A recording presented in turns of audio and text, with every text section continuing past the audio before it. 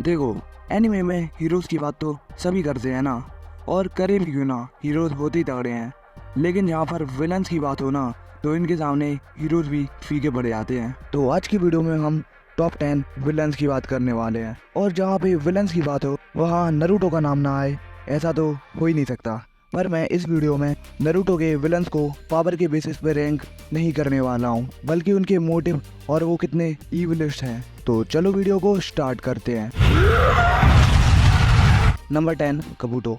अब देखो, जब हमने पहली बार कबूटो को सीरीज के अंदर देखा था तो हमें वो अच्छा लगता था, मतलब वो विलन टाइप का नहीं लगता था। पर जैसे जैसे सीरीज आगे बढ़ती गई तो हमें पता चलता है कबूटो ओरोचिमारू के अंदर काम करता है। जो ओरोचिमारू कबूटो से बोलता है वो वही करता है। पर कहानी में ट्विस्ट तब आया जब ओरोचिमारू मर जाता है, और फिर कबूटो ओरोचिमारू की बॉडी को अपने संग मर्ज कर लेता है। और फिर कबूटो की बॉडी ही नहीं, उसकी पावर भी बढ़ चुकी थी।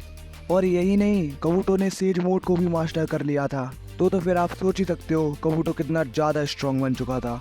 और कबूटो को अगर इताची और सास्के नहीं रोकते ना, तो शायद कबूटो और भी ताकतवर विलन्स को डिफीट कर देता। Number 9, Kaguya. कागुया पूरे नारुतो वर्ल्ड में सबसे स्ट्रॉन्गेस्ट विलन में से एक है। अब देखो, कागुया का मोटिव था कि वो अर्थ पर जाकर हर इंसान के चक्र को कंज्यूम करके एक चक्र फ्रूट बनाना चाहती थी, और वो चक्र फ्रूट वो अपने मास्टर को देना चाहती थी।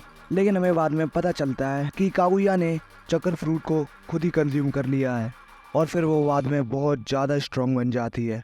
और मैं आपको बता रहा हूँ, अगर कागुया के बेटे उसको नहीं रोकते ना, तो शायद कागुया अभी भी अर्थ पर डोमिनेट कर रही होती।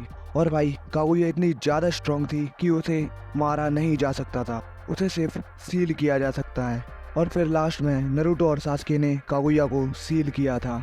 Number 8, Connon. कोनान एक अकात्सुकी की मेंबर है, और ये भी काफ़ी ज़्यादा स्ट्रांग है। अब देखो, कोनान आपको बोरिंग कैरेक्टर लगती होगी, पर मेरे हिसाब से कोनान बोरिंग कैरेक्टर नहीं है। पता नहीं, बस नहीं लगती मुझे बोरिंग कैरेक्टर। अब देखो, कोनान पहले ज़्यादा स्ट्रांग नहीं थी, इनफैक्ट उसके पेपर बॉम्ब भी बहुत कमज़ोर थे। लेकिन बाद में कोनान बहुत ज़्यादा स्ट्रांग बन जाती है, जिसका एग्जाम्पल है ओबिटो कोनान की 1v1 बैट, जिसमें कोनान ने ओबिटो को डिफीट किया था।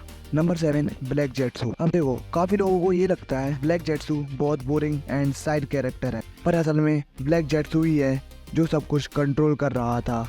इनफैक्ट माद्रा के विलन्स और उनके मोटिव्स को भी यही कंट्रोल कर रहा था, क्योंकि इसे अपना अल्टीमेट गोल अचीव करना था, जो कि है कागुया को फ्री करवाना। जी हाँ, आपने सही सोचा, ब्लैक जेट्सू कागुया के टाइम से ही चीज़ों को कंट्रोल कर रहा है। बाकी मुझे इसके बारे में इतना ही पता है। Number 6, Zabuza and Haku. अब देखो, हाकू आप सबका फेवरेट हो सकता है, लेकिन हाँ, ये दोनों बहुत ज़्यादा पावरफुल कैरेक्टर नहीं हैं। लेकिन हाँ, इनकी बैक स्टोरी बहुत ज़्यादा खास है, और इन दोनों की डेथ भी बहुत खास हुई थी, जो कि सबके हार्ट को टच कर गई थी। इसी वजह से ये नारुतो सीरीज के one of the best villain है। Number 5, Orochimaru.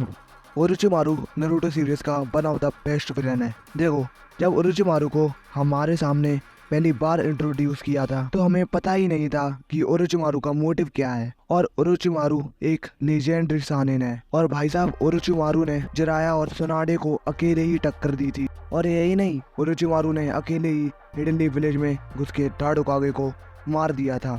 तो आप सोच ही सकते हो ये बंदा कितना ज़्यादा स्ट्रॉन्ग था। एक टाइम पे तो हमें ऐसा लगता था ओरोचिमारू को कोई मार ही नहीं सकता, पर हमारे हिताची ने उसे रॉन्ग प्रूव कर दिया। नंबर 4, नगाटो।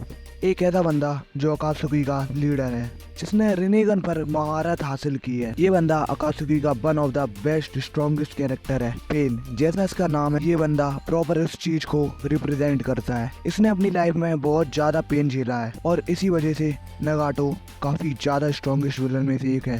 पर लास्ट में नारुतो ने पेन को मार दिया था।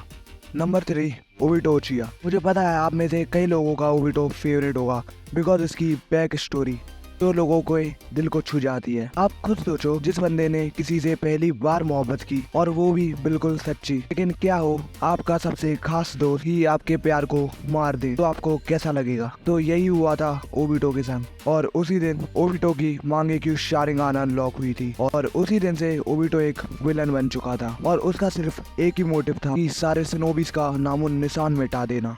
ओबिटो बहुत ज्यादा स्ट्रांग बन चुका था और उसके पास 10 टेल की भी पावर थी। और सबसे बड़ी बात, उसने मादरा उचिया से ट्रेनिंग ली थी। तो फिर आप सोच ही सकते हो। नंबर 2, मादरा उचिया। अब इसके बारे में मैं क्या ही बताऊं, क्योंकि नारुतो सीरीज में मेन कैरेक्टर से ज्यादा तो इसकी बात चलती है। और वो भी क्यों ना, ये पूरी नारुतो सीरीज का सबसे स्ट्रॉन्गेस्ट विलन है। मादरा पूरे उचिया क्लैन का लीडर था। मादरा जब यंग एज में था तो उसकी दोस्ती हाशिरामा से होती है। अब इन्हें पता ही नहीं था इनके क्लैंस के बीच वॉर चल रही है। तो जब ये आमने सामने होते हैं तो मादरा के पास 2 ऑप्शन होते हैं, एक परिवार, दूसरा दोस्ती। मादरा दोस्ती चुनता है, फिर इनके बीच वॉर होती रहती है। फिर ये अपने अपने क्लैन के लीडर बनते हैं। और आपको पता है मादरा के भैया को किसने मारा था? मतलब इजुना को। देखो, इजुना को टोबीरामा ने मारा था, वो भी ब्लेड से।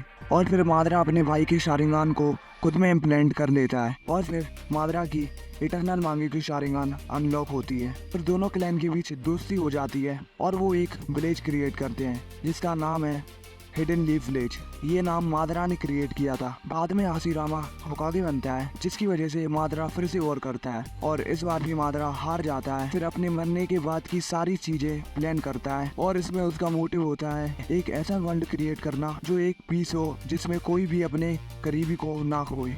नंबर 1, इताची उचिया। देखो, इताची अकात्सुकी के मेंबर होने के साथ साथ एक शैडो होकागे भी था। वो हमेशा अपने विलेज को बचाने के लिए तैयार खड़ा होता था।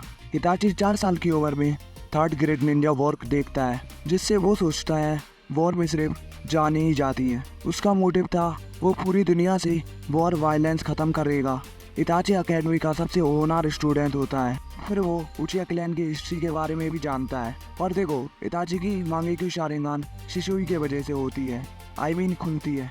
और फिर डांजो डिसीजन देता है उचिया क्लैन को खत्म करना और ये जिम्मेदारी वो देता है इताची को। और फिर तो आपको पता ही है, इताची उचिया ने एक रात में ही पूरे उचिया क्लैन को डिफीट कर दिया था। लेकिन इताची सास्के को हाथ तक नहीं लगाता है, इसीलिए मैंने इताची उचिया को 1st रैंक पे रखा है।